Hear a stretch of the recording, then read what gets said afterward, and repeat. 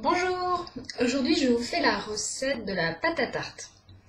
Donc pas n'importe quelle pâte à tarte, elle est à la fois végane et sans gluten. Gros challenge, mais pourtant c'est pas si compliqué que ça, vous allez voir. Go!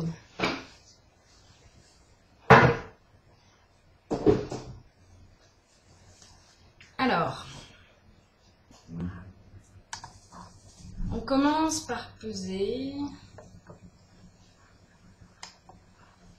200 g de farine de sarrasin. T80. Moi j'achète ça à ma ruche. Donc c'est bio, Déméter, produit localement. Tout ce qu'on aime. Alors.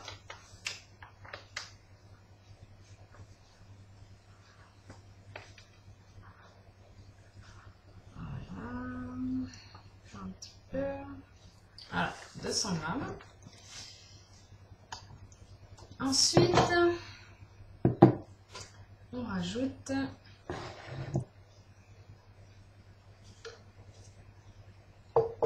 100 ml d'eau.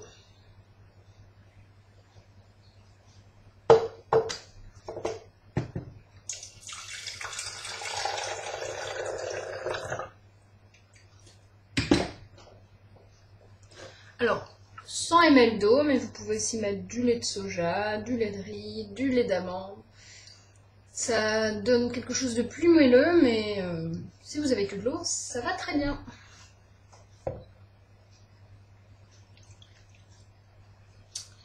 Et 50 ml d'huile. Donc ça peut être de l'huile d'olive, moi je prends de l'huile de tournesol.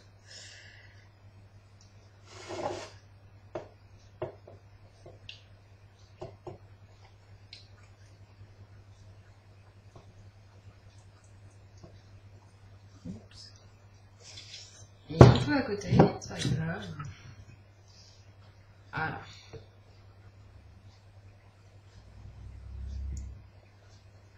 Et le dernier ingrédient, qui dépend de ce que vous allez faire. Si c'est pour une tarte, on peut rajouter un peu de sucre. Alors, pour une tarte sucrée, je rajoute à peu près 2 à 4 cuillères à soupe de sucre.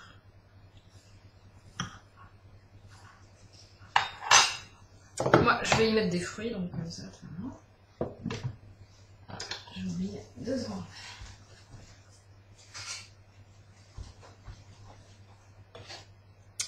Et voilà, on peut commencer à mélanger.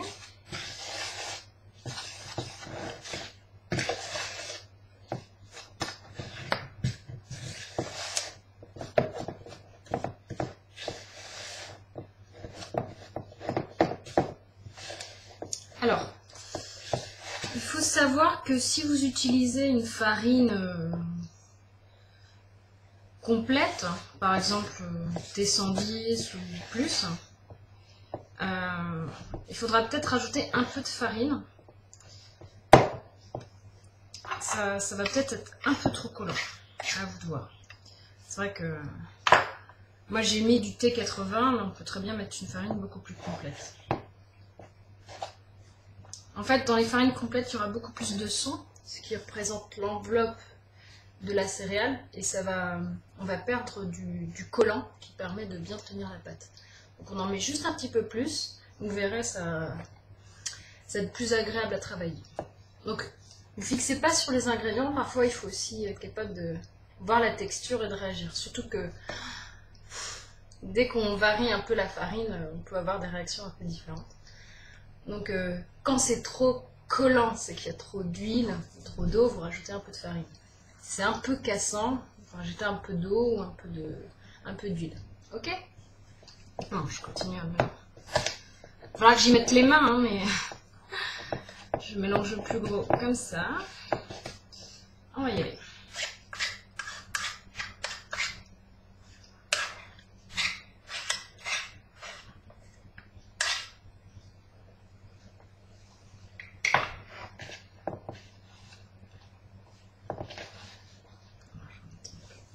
blanche.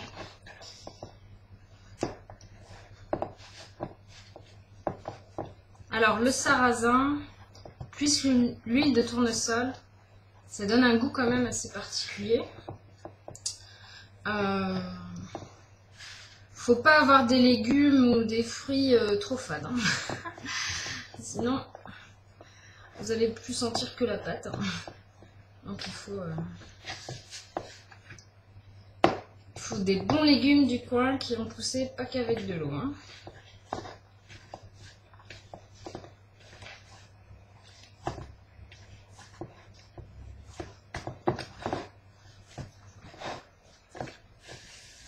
Alors au début, quand même à l'axe, on a l'impression que ça va jamais tenir, que c'est un peu cassant. Et il ne faut pas hésiter à la travailler un peu plus. Je sais pas si vous voyez, elle est encore un peu cassante. On va pas pouvoir l'étaler. Pas de panique. On continue à la travailler. Ça va venir. Là, elle commence à devenir un peu collante. C'est parfait. Elle va mieux se tenir.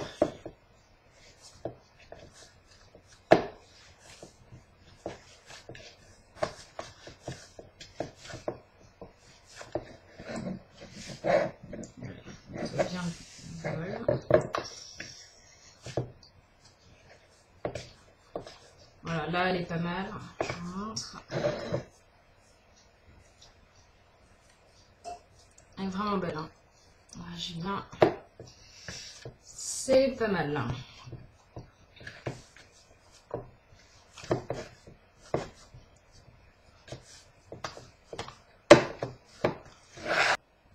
Alors voilà, maintenant on va étaler la pâte, vous allez voir, elle réagit très bien. Alors, je mets un peu de farine sur mon plan de travail.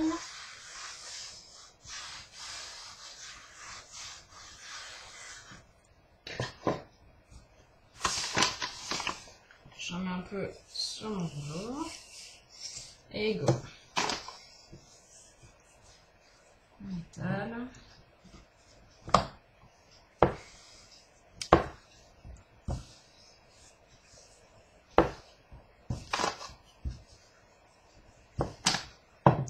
Voilà, je la retourne régulièrement pour être sûre qu'elle accroche pas.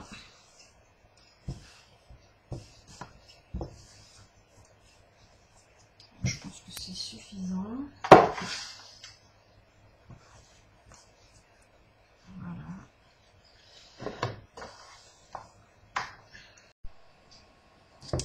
Donc voilà, une pâte à tarte végane, sans gluten, avec principalement que des produits du coin.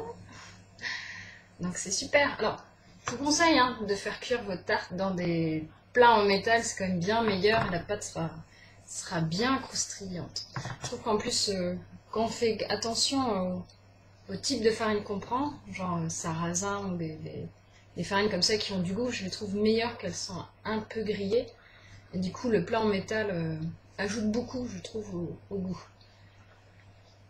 Voilà, j'espère que vous avez aimé cette recette. N'hésitez pas à me laisser un commentaire, à cliquer sur j'aime et à la partager. À bientôt!